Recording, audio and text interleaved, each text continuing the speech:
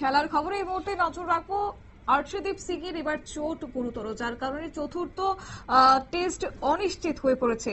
ডেকে নেওয়া হয়েছে এই মুহূর্তে অংশুল কম্বোজকে। তার অর্শদীপের অবস্থা খুবই গুরুতর হওয়াতে এবার রীতিমতো চতুর্থ টেস্ট নিয়ে অনিশ্চয়তা দেখা দিয়েছে। এই প্রসঙ্গে যাবো বিস্তারিত, আমাদের সঙ্গে যুক্ত হয়ে গেছে ক্রীড়া প্রতিনিধি বিপ্লব চন্দ্র। বিপ্লবটা কি জানতে পারছো? দেখো শতাব্দী, যে বুধবার থেকে শুরু হচ্ছে ভারত এবং ইংল্যান্ডের মধ্যে টেস্ট, ম্যানচেস্টারের এই টেস্ট ভারতীয় দলের কাছে কিন্তু একটা বড় চ্যালেঞ্জ। কারণ ভারত ইতিমধ্যে যে প্রথম 3টি টেস্ট শেষ হয়েছে, সে জায়গায় ভারত কিন্তু সিরিজে পিছিয়ে রয়েছে 2-1 এবং সেই জায়গায় ভারতকে যদি চতুর্থ টেস্টে ঘুরে দাঁড়াতে হয়, অর্থাৎ সিরিজে সমতা ফেরাতে হয়, সেই ক্ষেত্রে কিন্তু ভারতকে জয়লাভ করতেই হবে। এবং সেই লক্ষ্য নিয়ে ভারতীয় দল যখন অনুশীলন শুরু করেছে এবং লর্ডস টেস্ট শেষ হবার পর যখন অনুশীলন শুরু করেছে, এবং এই অনুশীলনের মাঝে কিন্তু একে একে ভারতীয় দলের 3 ক্রিকেটার কিন্তু ইতিমধ্যে চোট পেয়েছেন, এবং যার কারণে তা নিয়ে কিন্তু চিন্তায় রয়েছে ভারতীয় শিবির। প্রথম ঋষভ পন্থ, এরপর অর্শদীপ সিং চোট পেলেন, এবং এবার আকাশদীপ শর্মা। তো সেই জায়গায় কিন্তু অর্শদীপের চোট অনেকটাই গুরুতর হওয়ার কারণে তাকে কিন্তু দেশে ফিরে আসতে হচ্ছে, এবং সেই জায়গায় চেন্নাই সুপার কিং এর পেস বোলার অংশুল কম্বোজকে কিন্তু ডেকে নেওয়া হলো ইংল্যান্ড।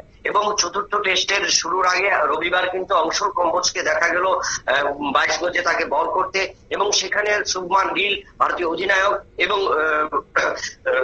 ভারতীয় কোচ গৌতম গম্ভীরের নেতৃত্বে কিন্তু অংশুল কম্বোজকে দীর্ঘ সময় কিন্তু অনুশীলনে দেখা গেছে, এবং তার কারণে কিন্তু ভাবা হচ্ছে যে অর্শদীপের চোট গুরুতর হওয়ার কারণেই কিন্তু ঘুরি এই চেন্নাই সুপার কিং এর পেস বোলারকে নিয়ে যাওয়া হলো।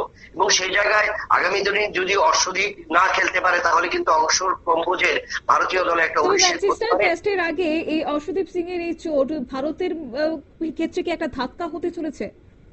দেখো, ধাক্কা বলা যাবে না, কারণ চোট সমস্যা থাকতেই পারে পেস বোলারদের ক্ষেত্রে। কারণ পেস বোলারদের ক্ষেত্রে সবচেয়ে বেশি চোট সমস্যা হয়ে থাকে, কারণ কন্টিনিউয়াসলি তারা সবচেয়ে বেশি বোলিং করে, এবং একে হলো তাদের বোলিং যে গতি, এবং অন্যদিকে যখন সুইং এবং ইনসুইং এবং আউট সুইং, এবং সেই জায়গায় দিয়ে যখন একের পর এক বোলিং করতে যায়, সেক্ষেত্রে কিন্তু তাদের সবচেয়ে বেশি চোট তৈরি হয়। কলার বোন এর বেশি ক্ষেত্রে তাদের চোট তৈরি হয়, এবং সেই জায়গায় কিন্তু অর্শদীপের চোট ফিল্ডিং করতে গিয়ে পেয়েছে এবং বোলিং এর ক্ষেত্রে, এবং তার কারণে কিন্তু অর্শদীপের সম্ভাবনা খুবই কম চতুর্থ টেস্টে, এবং তার কারণে কিন্তু অংশুল কম্বোজকে কিন্তু দলে নেওয়ার পরিকল্পনা। এবং সেখানে দেখা যাক যে আগামী 48 ঘন্টার মধ্যে অংশুল কম্বোজ কতটুকু নিজেকে তৈরি করতে পারে।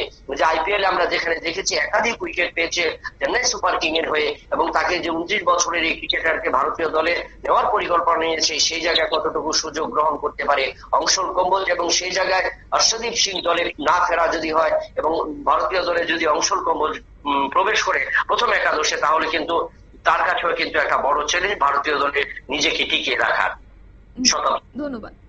আপনারা শুনলেন, অর্থাৎ ম্যানচেস্টার টেস্টের আগে ভারতীয় দলের যে প্রস্তুতি, সেই প্রস্তুতিতে কোথাও গিয়ে একটা ধাক্কা পড়েছে, যেখানে অর্শদীপ সিং এর সেখানে গুরুতর চোট। অন্যদিকে সেই অংশুল কম্বোজ এবার সম্ভবত ভারতীয় টেস্ট দলে ঢুকতে পারেন, তবে তার কাছেও রয়েছে 48 ঘন্টা সময়।